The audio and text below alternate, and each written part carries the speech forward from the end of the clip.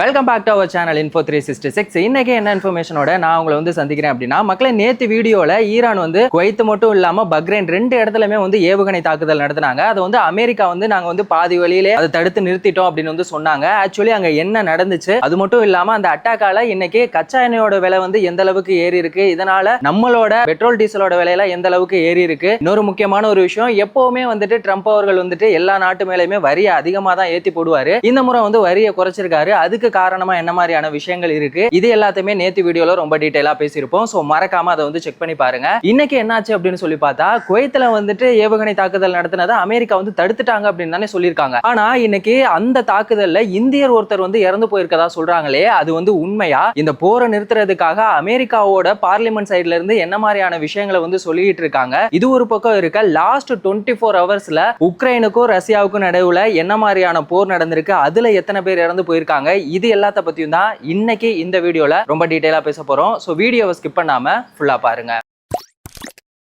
America, Israel, Iran இவங்களுக்குள்ள நடந்துகிட்டு இருக்க இந்த போர் இப்போ வந்துட்டு ரொம்பவே அதிகமா போயிட்டு இருக்கு அப்படின்னு தான் வந்து சொல்லணும். நேத்து என்ன பண்ணிருந்தாங்க, ஈரான் வந்து பக்ரைன் குவைத்ல வந்துட்டு ஏவுகணை தாக்குதல் வந்து நடத்தி இருந்தாங்க. குவைத்ல வந்து 2 ஏவுகணை அனுப்பியிருந்தாங்க. அதை பாத்தீங்கன்னா அமெரிக்கா வந்து தடுத்துட்டதா வந்து சொல்லியிருந்தாங்க. இன்னொரு பக்கம் என்ன சொன்னாங்கன்னா, குவைத்தோட அந்த டெக்னிக்கல் மால் ஃபங்க்ஷன் காரணமா அது வந்து பாதி வழியிலே உடஞ்சு விழுந்துருச்சு அப்படின்னு வந்து சொல்லியிருக்காங்க. அதை தான் வந்துட்டு நம்மளுமே நேத்து வீடியோல வந்து சொல்லியிருந்தோம். இன்னைக்கு என்னாச்சு அப்படின்னு சொல்லி பார்த்தோம்னா, குவைத்தோட ஏர்போர்ட்ல வந்துட்டு பயங்கரமான ஏவுகணை தாக்குதல் நடந்திருக்கு. ஏவுகணை தாக்குதல் மட்டும் கிடையாது, ட்ரோன் மூலமாவும் வந்து அட்டாக் பண்ணிருக்காங்க.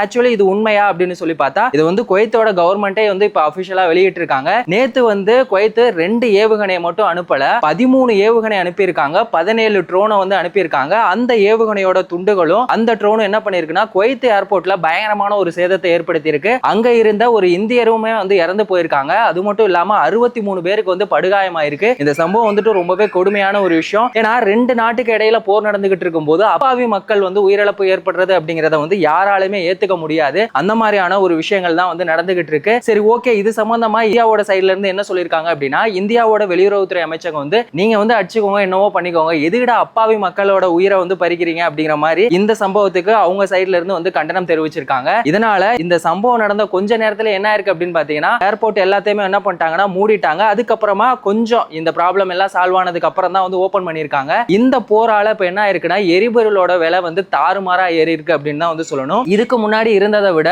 2.5 மடங்கு வந்து அதிகமா இருக்கு. இதை சமாளிக்கணும் அப்படின்னா அதை வந்து ஒண்ணுமே பண்ண முடியாது. அந்த அளவுக்கு அங்க இருக்க நிறுவனங்கள் எல்லாமே வந்து ரொம்ப பாதிக்கப்பட்டிருக்காங்க. சரி, ஓகே, இப்போ பிரதமர் மோடி அவர்கள் வந்துட்டு இது சம்பந்தமா என்ன மாதிரியான நடவடிக்கைகள் எடுத்துட்டு இருக்காரு, அவர் தான் ஒவ்வொரு நாட்டுக்குமே வந்து சுற்றுப்பயணம் எல்லாம் போறாரு, அவர் வந்து மக்களுக்காக நல்லதெல்லாம் செய்யறாரு. இந்த சம்பவத்துக்கு மூலமா அவர் என்ன பண்ணிருக்காருன்னா 10,000 கோடி வந்து நிதியுதவியா கொடுத்திருக்காரு. உண்மையிலே இதை வந்து நம்ம பாராட்டி ஆகணும். இதனால இப்போ இருக்க இந்த ஏர்போர்ட்டோட நிறுவனங்கள் எல்லாருக்குமே இது வந்துட்டு ரொம்பவே ஹெல்ப்ஃபுல்லா இருக்கும். அந்த மாதிரியான ஒரு விஷயங்களை தான் வந்துட்டு பிரதமர் மோடி அவர்கள் வந்து பண்ணிருக்காங்க.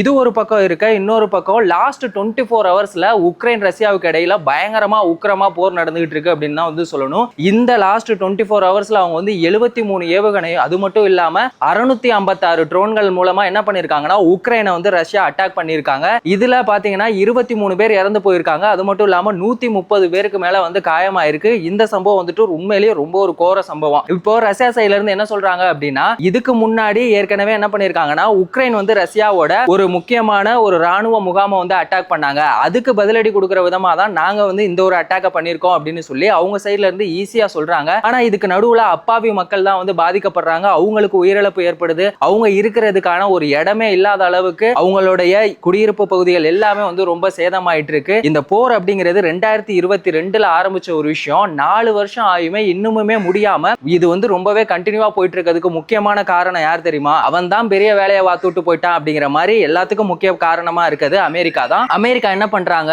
உக்ரைனுக்கு வந்துட்டு இந்த அணு ஆயுதங்களா இருக்கட்டும், பண உதவிகள் எல்லாமே கொடுத்து இந்த போரை வந்து நிறுத்தாம கண்டினியூவா நடக்கிறதுக்கு அவங்க தான் வந்து ஹெல்ப் பண்ணிட்டு இருந்தாங்க. சரி, ஓகே, இப்போ அமெரிக்கா தான் வந்து ஃபுல்லா சப்போர்ட் பண்ணிட்டு இருக்காங்கல்ல உக்ரைனுக்கு, அப்ப அதையும் மீறி ரஷ்யா எப்படி வந்து உக்ரைன்ல அட்டாக் பண்ணாங்க அப்படிங்கிற ஒரு கேள்வி வந்து உங்களுக்கு தோணலாம். ஏன்னா இங்க தான் ஒரு முக்கியமான ஒரு விஷயத்தை கவனிக்கணும். அமெரிக்காவுக்கும் ஈரானுக்கு இடையில பயங்கரமான போர் போர் போயிட்டு இருக்குல்ல, அதனால இந்த ஏர் டிஃபென்ஸ் சிஸ்டம் எல்லாத்தையுமே வந்துட்டு அமெரிக்கா வந்து இருந்த எல்லாத்தையுமே வந்து யூஸ் பண்ணிட்டாங்க. அதனால உக்ரைனுக்கு அங்க கொடுக்கறதுக்கு எதுவுமே இல்ல. இப்போ அமெரிக்கா வந்து ரொம்பவே வீக்கா இருக்கு அப்படிங்கிற ஒரு நிலைமையில தான் இருக்காங்க. இந்த டைம்ல நம்ம உக்ரைனை அடிச்சோம்னா இதுதான் கரெக்டா இருக்கும் அப்படின்னு சொல்லி புரிஞ்சுக்கிட்டு தான் ரஷ்யா வந்து உக்ரைன் மேல இப்படி ஒரு தாக்குதலை நடத்தியிருக்காங்க. சரி, ஓகே, இந்த போர் எப்பதான் முடியும், இது சம்பந்தமா ஏதாவது பேசுவாங்களா அப்படிங்கிற மாதிரி தான் வந்து எல்லாருமே எதிர்பார்த்துக்கிட்டு இருந்தோம். இப்போ அமெரிக்காவோட பார்லிமெண்ட் சைட்ல இருந்து என்ன சொல்றாங்க அப்படின்னா, இந்த போரை வந்து உடனே நிறுத்தணும் அப்படின்னு வந்து சொல்லியிருக்காங்க. நமக்கு வந்து எதிரி வெளியிலலாம் இல்ல, என் கூடவே தான் இருக்கீங்க அப்படிங்கிற மாதிரி அமெரிக்க அதிபர் ட்ரம்ப் அவர்களுக்கு இந்த போர் எப்ப ஆரம்பிச்சுச்சோ அதுல இருந்தே பாத்தீங்கன்னா அமெரிக்காவுல 100%த்துல 65% பேர் என்ன பண்ணிருக்காங்கன்னா அமெரிக்க அதிபர் ட்ரம்ப் அவர்களுக்கு வந்து அகைன்ஸ்டா தான் இருந்திருக்காங்க. இப்ப என்ன பண்ணிருக்காங்கன்னா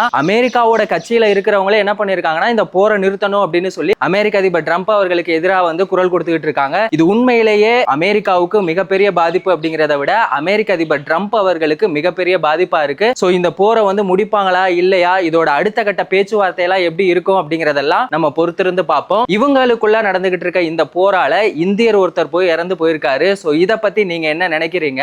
லாஸ்ட் 24 ஹவர்ஸ்ல ரஷ்யா வந்து உக்ரைனை பயங்கரமா தாக்கிட்டு இருக்காங்க. சோ இத பத்தின உங்களோட ஒப்பீனியன் என்ன அப்படிங்கறத மறக்காம கமெண்ட் செக்ஷன்ல சொல்லுங்க. இந்த மாதிரி எந்த ஒரு இன்ஃபர்மேஷனா இருந்தாலும் அதை 10 நிமிஷத்துல நீங்க தெரிஞ்சுக்கணும் அப்படின்னா நம்ம சேனலை மறக்காம சப்ஸ்கிரைப் பண்ணுங்க, உங்க ஃப்ரெண்ட்ஸுக்கும் ஷேர் பண்ணி சப்போர்ட் பண்ணுங்க. வேறொரு வீடியோல வேறொரு இன்ஃபர்மேஷன்ல திரும்பவும் சந்திக்கலாம்.